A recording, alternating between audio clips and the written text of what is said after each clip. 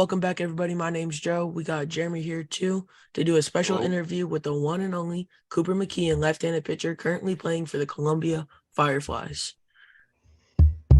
All right, and I say we just hop in straight into questions. I got one here.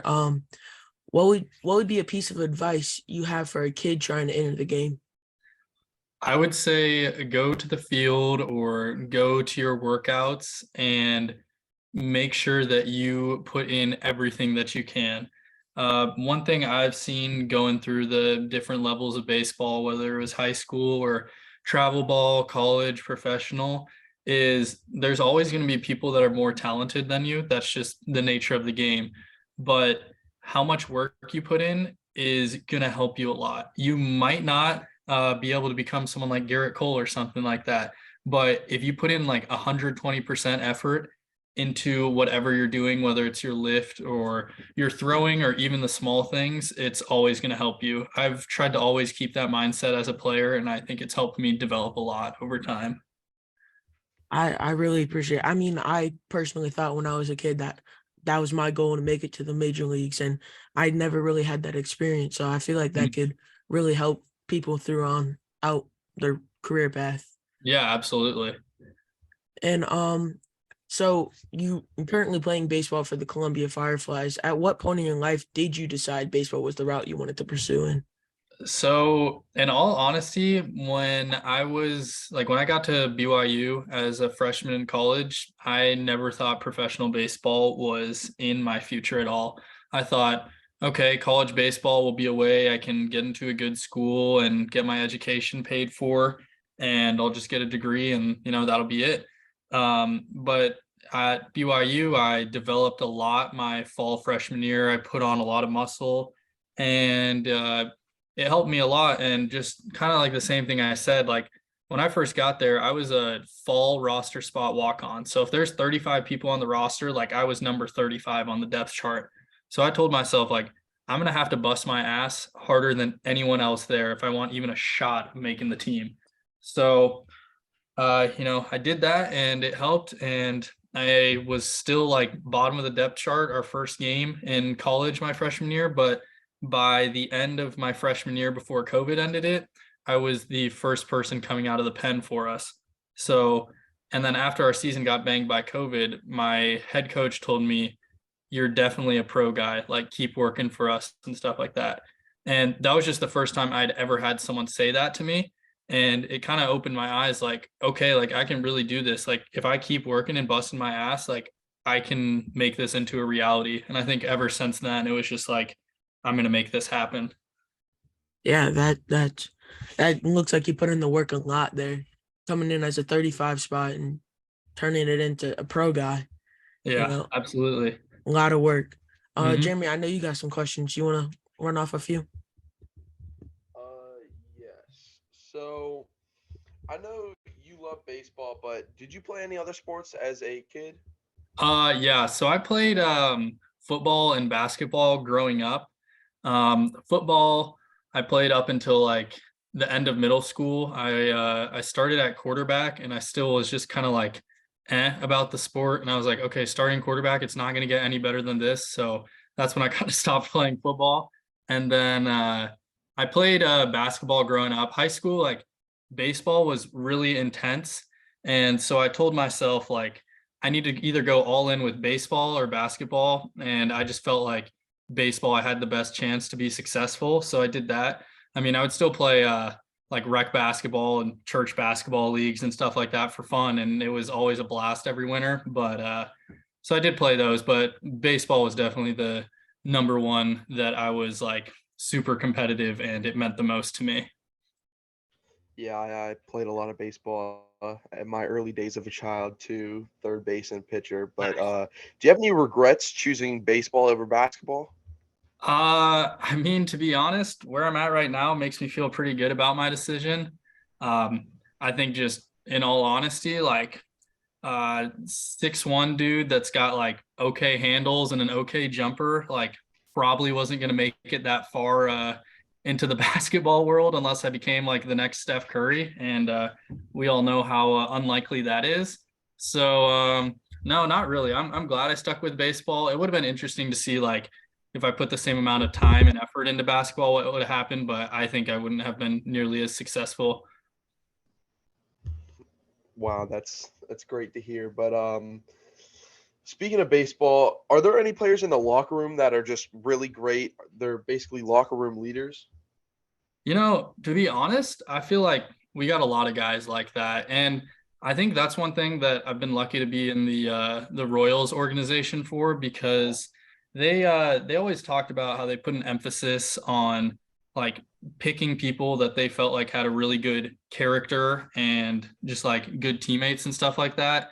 And you hear that at first and you're like, all right, well, probably every organization says that. But then, you know, when we first got to Arizona, when we first got drafted at our complex, and you meet everyone, and it's like our entire draft class, and just like everyone gets along so well that you realize, okay, they really put the work in to figure that out. Because there's not anyone in that locker room that you're like, wow, I can't stand that person. They're such a bad teammate. Like it's just a bunch of really good dudes. So it makes it really enjoyable to come to the field every day. That sounds really great. The Royals Yeah, organization must be really, really good. absolutely. Joe, do you have any more questions? Yeah, I'm gonna butt in here real quick. So let's take it a bit off the serious side of questions. Just what is a go-to pregame meal for you, Coop? You know, to be honest, they we get a pregame meal like provided for us every day. So usually whatever they have, set for us, I mean, it can be a bunch of different things. I'm someone that kind of likes to eat a little lighter pregame. Like I'll still get enough, like get enough carbs and stuff like that. So I'll have energy throughout the game, but I don't like coming out of the locker room, like getting onto the field and feeling like I don't know, kind of like heavy or slow. So I try to keep it kind of light, and then right before I pitch, I might have like a little honey stinger waffle or something like that, just to have something in me, but just so I can still feel like light and explosive. Yeah, I can get that. I'm no pro level player, but playing rec league, I don't want to have something big on my stomach before I Yeah, go out. absolutely. I just feel like I don't know. You want to feel like you're moving fast, you're able to explode, and I don't know. I think if you feel heavy, you just don't feel like you're at 100%, and you don't want to have anything that makes you feel like you're holding yourself back at all. Right, I completely agree. We're gonna stick to the more weird, funky questions. Of course, you're a pro athlete. I'm sure you've been asked to sign some things. So, what's the weirdest thing that someone's asked you to sign? Uh, I think I had a buddy. I'm trying to think what because it's just totally different stuff.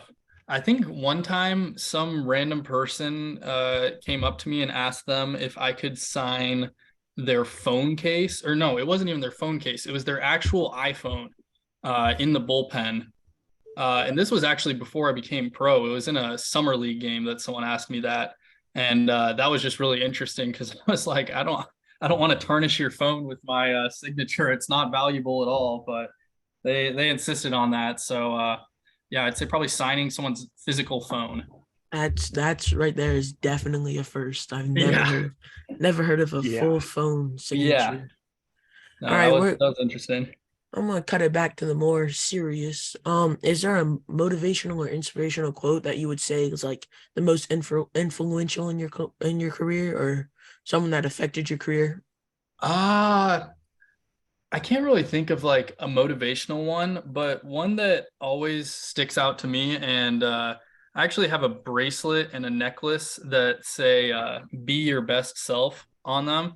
And me and my mom have matching bracelets that say be your best self on it. And I always think that's just a good message for not just baseball, but kind of all across the board. Like, as long as you're trying to be good and do good, whether it's be the best version of yourself on the baseball field or outside of the field or school, whatever it is, I never think you're going to regret that saying, okay, I did everything I could to be the best version of myself today. Right, and I mean, I feel you. At the end of the day, that's the most important thing. It doesn't Yeah. matter what anyone else wants of you, whatever your coach wants of you. At the end of the day, if you do what you feel is right for you, that I feel like that's Yeah, what's gonna get you where you need to be in life. exactly. 100%. Um, so I was, I know you're a pitcher. I know it might be giving intel to your opponents and stuff, but what would you say is your favorite pitch to throw? I mean, I gotta say it's my curveball. That's definitely been my best pitch, and it's one that I feel like I'm able to strike out a lot of people on and stuff like that. And I feel like that's probably not a secret. I'm sure it's on every team's scouting report against me, but I would say that being able to throw a curveball and just get a silly swing out of a batter is always an awesome feeling for a strikeout. So are you running more of a 12-6 curve or more of 10 Yeah, 10 yeah, 4? more of a 12-6. Try to play with it like vertically in the zone as opposed to horizontally, like being able to put it in for a strike when you need to, but being able to expand the zone and put it lower is also important. Yeah, I couldn't even imagine hitting against that. Jeremy, you got some more you need? Yeah, I'm gonna stick with the more serious ones. So in with the Columbia Fireflies, Hmm. what would you say is your hero moment? My hero moment, like what do you mean by that exactly? What do you think is your best moment with the Fireflies? Um, I mean, it's been a pretty limited stint with them, but a couple weeks ago we were tied in a game, and we went into the 10th inning. And so for extras in minor league baseball, I'm not sure if this is in the MLB or not, but you start with a runner on second, and so the margin for error for that is zero. Like you could get three ground balls and the run still scores. And so you really got to like have your stuff going, and you have to pitch like up to your potential, if that makes sense. And I was able to get two strikeouts and an infield pop up that inning, and then we were able to walk it off in the bottom of the 10th and win the game. So I think that was probably my best moment because I felt like I went in and did a job, and then the offense came right back and picked it up and won the game for us. So I would say that for sure because it felt like everyone was just doing what they needed to do. Of course, of course. Who is the hardest hitter that you have faced? The hardest hitter that I've faced. Um, and it can be like anytime, like college, pro, whatever. Yes, of course. Um, trying to think who's a really scrappy hitter. I mean, in all honesty, like I try not to look too much at the batter and be like, oh, this person's super good and like psych yourself out. Like obviously you want to go in having a plan, but for me, I try to just know like if I execute my pitches, there's not a single person that can beat me. But with that being said, in college there was a batter. I'd say probably probably Brian Call, and he is someone who played at BYU, and he a lot of times was like a DH or a pinch hitter, and it just felt like if he was getting in the game, like somehow we were going to get a hit out of it.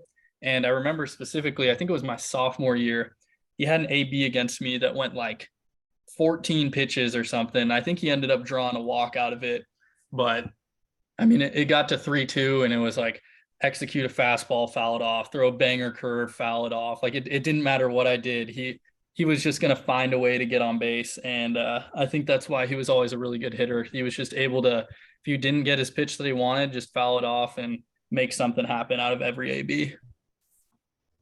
Of course, of course.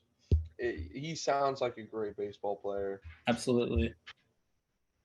So, how was BYU?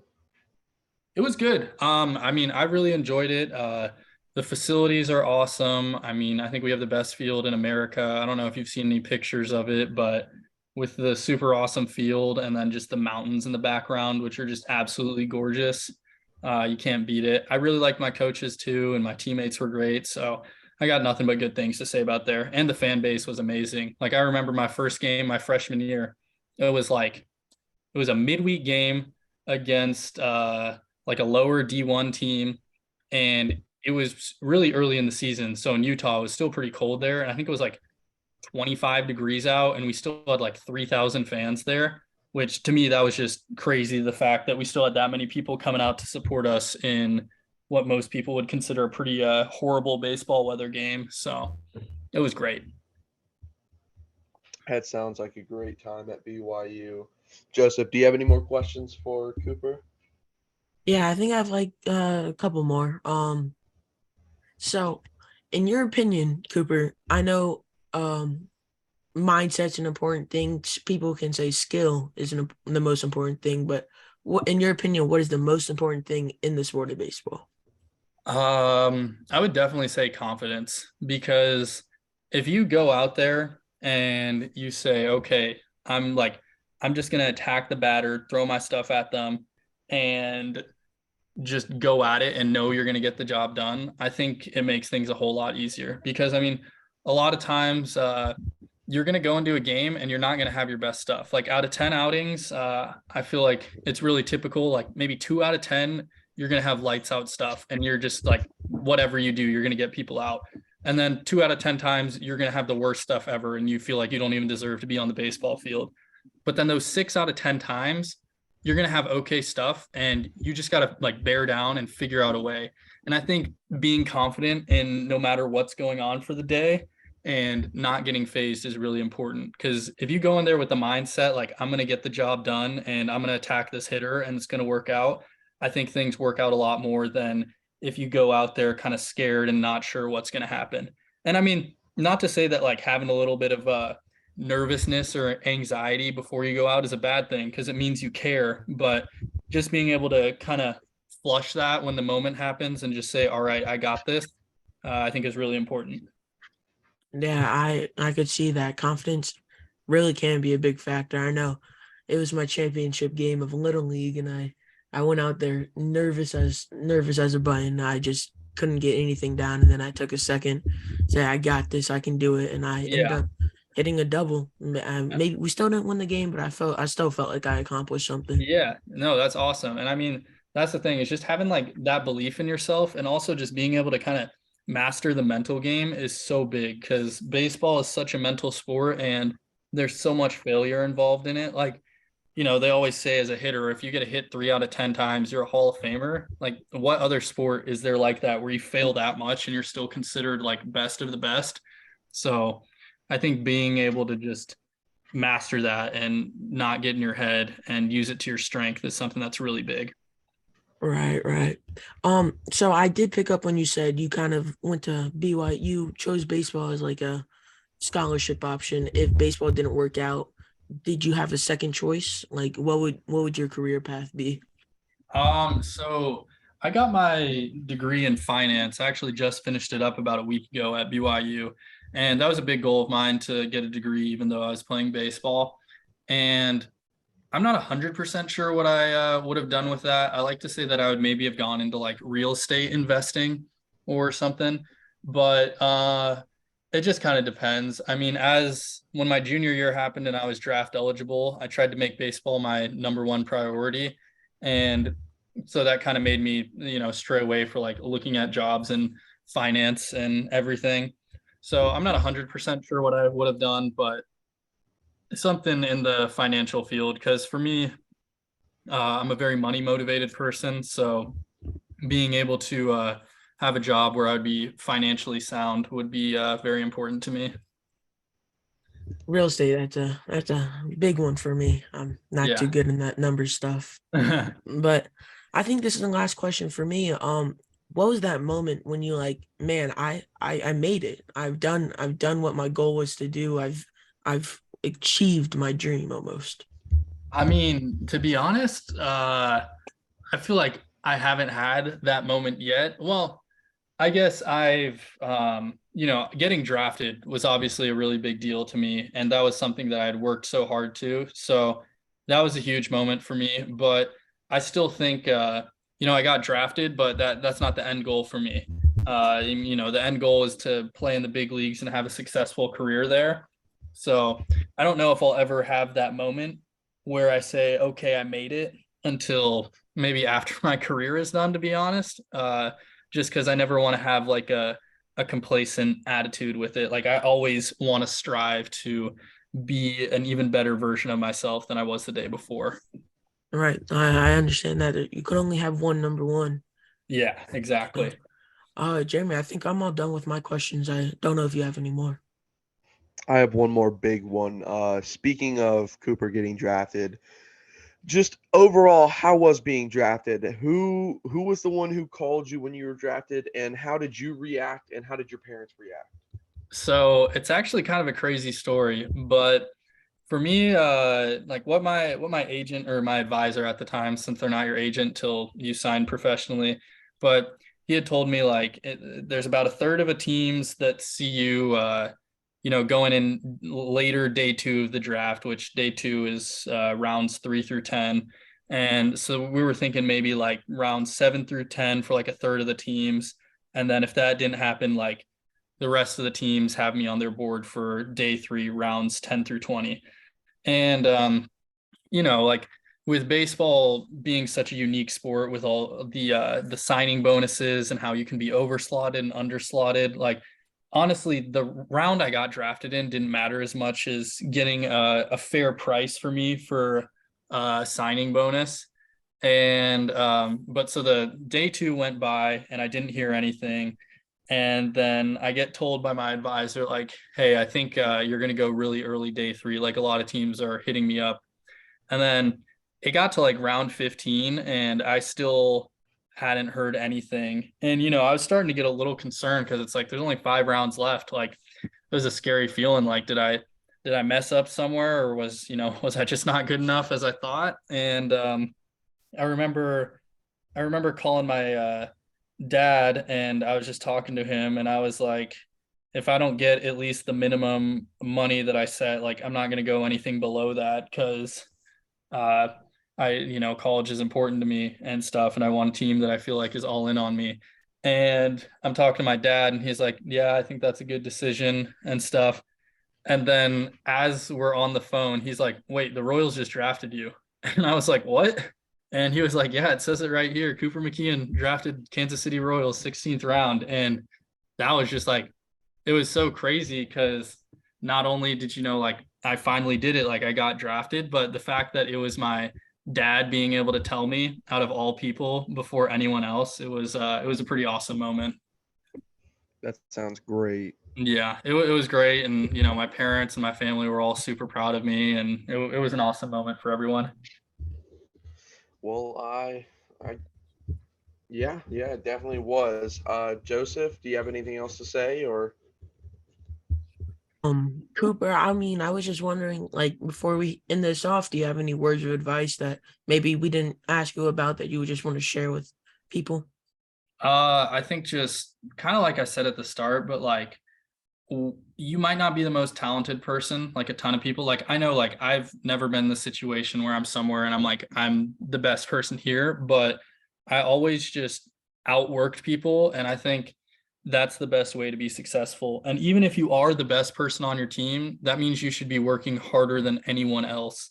And I just think in my life, whether it was school or baseball or whatever it might be, when I like just sit down and say I'm going to give it everything I got, things always turn out in a better direction. So I would just recommend for anyone out there, put in everything you can and then put in more. Like you want to be outworking everyone because there's always going to be someone that's trying to work as hard as you. And I think that'll allow you to be successful in whatever you do. Yeah, I understand you completely. My parents are always badgering me. You got to be this. You got to be the number one. You got to have the best work ethic. And I've never really taken it into perspective until I've looked at different aspects of people's careers and stuff. So I really appreciate that. I know that helped me personally a lot, and I'm sure it will help some other people out here. Yeah, absolutely. And I got a question for y'all. So like I know you said you're just kind of starting this up, but how did uh how did you guys like come up with the plan to start this podcast and everything, and where do you see it going? So I think I'm a big fan of John Boy Media, and Yeah, yeah. I just took inspiration from that, and I've kind of had a thought about going into sports journalism. Uh-huh.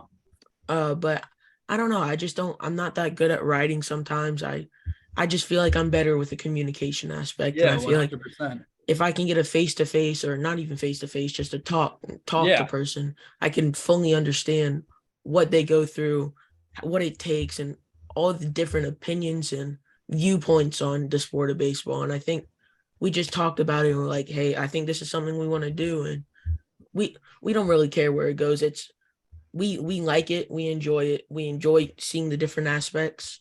If it Mhm. makes it big time, cool beans, whatever. If it doesn't, cool, it's okay. We still enjoy it. Yeah, it's awesome. How'd you guys like figure out to reach out to me?